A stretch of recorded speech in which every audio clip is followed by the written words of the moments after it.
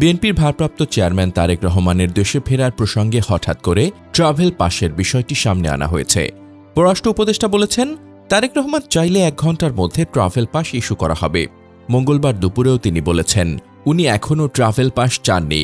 সাধারণ মানুষ মনে করছে বাংলাদেশের একজন নাগরিক দেশে আসতে চাইলে তাকে পাসপোর্ট নিতে হয়। তারেক রহমান বাংলাদেশের সবচেয়ে জনপ্রিয় দলের ভারপ্রাপ্ত চেয়ারম্যান, তিনি পাসপোর্ট পাবেন এটাই স্বাভাবিক। কিন্তু পাসপোর্টের পরিবর্তে তাকে ট্রাভেল পাস দিতে চাচ্ছে পররাষ্ট্র মন্ত্রণালয়। এতে করে তারেক রহমানের দেশে ফেরা নিয়ে একটা অনিশ্চয়তা দেখা দিয়েছে। এ বিষয়ে লন্ডনস্থ বাংলাদেশ হাইকমিশনে যোগাযোগের চেষ্টা করেও হাইকমিশনের কোনো কর্মকর্তার বক্তব্য পাওয়া যায়নি। তবে বিএনপির রাজনীতির সাথে জড়িত লন্ডনের একাধিক নেতা মনে করছেন, সরকারের সদিচ্ছা থাকলে তারেক রহমানকে পাসপোর্ট দিতে পারে। এখানে ওয়ান ওয়ে ট্রাভেল পাসের বিষয়টি কেন সামনে আনা হচ্ছে তা তাদের বোধগম্য নয়। একটা ষড়যন্ত্রের গন্ধ পাচ্ছে উল্লেখ করে এক নেতা বলেন, এখানে জটিলতা কিসের তার ব্যাখ্যা সরকারকেই দিতে হবে। লন্ডন বিএনপির সূত্র জানায়, তারেক রহমান ট্রাভেল পাস নিয়ে বাংলাদেশে ফিরতে চান না। ট্রাভেল পাস সাধারণত ওয়ান ওয়ে হয়ে থাকে। তার মানে ট্রাভেল পাস নিয়ে দেশে গেলে তিনি আর ফিরে আসতে পারবেন না। তার মানে তারেক রহমানের দেশে আসা না আসা পুরোটাই নির্ভর করছে সরকারের ওপর। যদিও পররাষ্ট্র মন্ত্রণালয়ের এক কর্মকর্তা মঙ্গলবার বিকেলে দাবি করেছেন, তারেক রহমানকে যে কোনো উপায়ে দেশে ফেরাতে সরকার আন্তরিক এবং বদ্ধপরিকর। তবে জটিলতা কোথায় সে বিষয়ে তিনি কিছু জানেন না বলে জানিয়েছেন। এ বিষয়ে লন্ডনে বসবাসরত ব্যারিস্টার নাজির আহমেদ ইনকিলাবকে বলেন, তারেক রহমান কেন দেশে যাচ্ছেন না তা তার ফেসবুক স্ট্যাটাস থেকেই পরিষ্কার হয়েছে। ওনার পাসপোর্ট নিয়ে যা বলা হচ্ছে তা সবই রিউমার। আসল ঘটনা হচ্ছে ওনার নিরাপত্তা নিয়ে। উনি ব্রিটিশ সরকারের নাগরিক হন বা না হন তা নিয়েও কোনো জটিলতা নেই, বরং এ নিয়ে মিথ্যা গুজব ছড়ানো হচ্ছে। একটা ট্রাভেল ডকুমেন্ট নিয়ে নিজের দেশ ছাড়া পৃথিবীর সব দেশেই ভ্রমণ করা সম্ভব।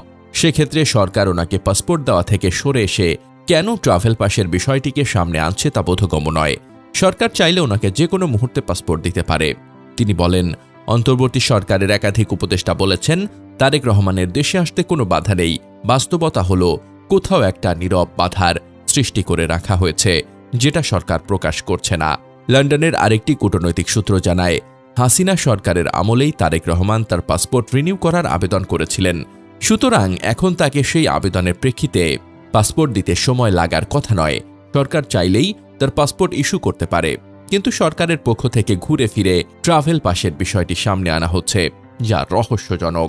এদিকে তারেক রহমান দেশে ফিরে আসতে চাইলে একদিনেই তাকে ট্রাভেল পাস দেওয়া সম্ভব হবে বলে গত রোববার পররাষ্ট্র উপদেষ্টা তৌহিদ হোসেন যে মন্তব্য করেছেন, সেটিও নতুন আলোচনার জন্ম দিয়েছে। কারণ ট্রাভেল পাসের বিষয়ে উপদেষ্টার মন্তব্য এই ইঙ্গিতই দিচ্ছে যে তারেক রহমান এখনও বাংলাদেশি পাসপোর্ট পাননি কিংবা নেননি। কারণ সাধারণত পাসপোর্ট না থাকলেই নাগরিকদের দেশে ফেরার জন্য এ ধরনের ট্রাভেল পাস প্রয়োজন হয়। কিন্তু আওয়ামী লীগ সরকার পতনের 15 মাস পরে এসে তারেক রহমানের দেশে ফেরার জন্য পাসপোর্টের পরিবর্তে ট্রাভেল পাসের প্রসঙ্গ আসছে কেন, সেটি অনেকের মধ্যে কৌতূহলের জন্ম দিয়েছে। মঙ্গলবার দুপুরে পররাষ্ট্র উপদেষ্টা সাংবাদিকদের ব্রিফিংকালে আবারও সেই ট্রাভেল পাসের প্রসঙ্গে বলেছেন, উনি এখনও ট্রাভেল পাস চাননি। এমনকি তারেক রহমানের দেশে ফেরা নিয়ে সরকার এখনও কিছু জানে না বলে জানিয়েছেন পররাষ্ট্র উপদেষ্টা মোহাম্মদ তৌহিদ হোসেন। তিনি বলেন, ট্রাভেল পাস চাওয়া মাত্র ইস্যু করা হবে। তিনি উল্লেখ করেন, তারেক রহমানের ঢাকা আসার ব্যাপারে এখনও আনুষ্ঠানিকভাবে কিছু জানানো হয়নি সরকারকে। এ বিষয়ে বিএনপির স্থায়ী কমিটির সদস্য সালাউদ্দিন আহমেদ বলেছেন, পররাষ্ট্র উপদেষ্টা তার সদিচ্ছা প্রকাশ করতে গিয়ে এভাবে বলে থাকতে পারেন। তবে আমরা মনে করি ট্রাভেল পাস বা পাসপোর্ট কোনো কিছু নিয়েই সমস্যা হবে না, কারণ এক্ষেত্রে সরকারের সদিচ্ছা আছে। তারেক রহমান বাংলাদেশের পাসপোর্ট পেয়েছেন কিনা কিংবা চেয়েছেন কিনা, অথবা পাসপোর্ট পাওয়ার ক্ষেত্রে কোনো জটিলতা আছে কিনা, এমন প্রশ্নের জবাবে সালাউদ্দিন আহমেদ শুধু বলেছেন, এ বিষয়ে আমার জানা নেই।